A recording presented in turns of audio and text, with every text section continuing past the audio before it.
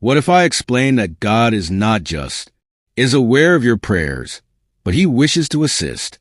You are currently struggling in your, be afraid of your uncertainties.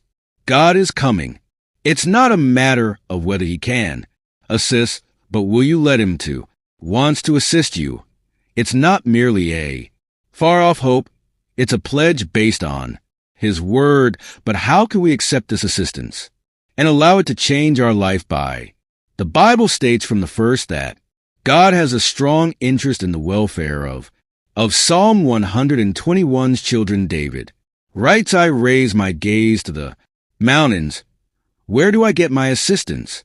My assistance comes from the Lord who created earth and heaven.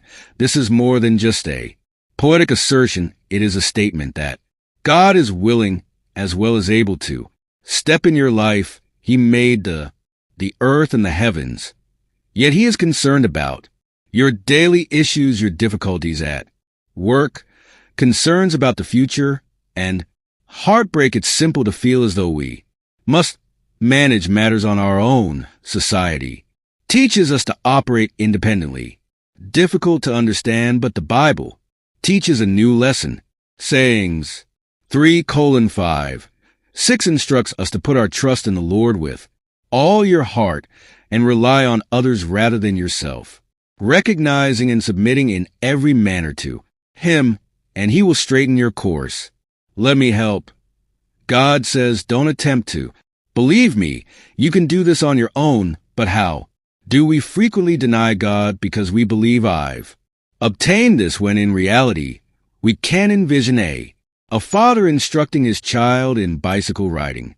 The youngster is adamant about riding without aid, persuaded they can do it on their own, but every time they attempt, they eventually fall. Dad responds softly, let me lead you at. The youngster first objects, but ultimately concurs with the steady hand of the father on. The toddler rides the bike with ease and starts to relish the moment. This is God's relationship with us. That is who we are. A child who frequently wishes to manage life on. We can manage it with our own reasoning until we fall. God intervenes to keep us under control, but to lead us and provide us with assistance.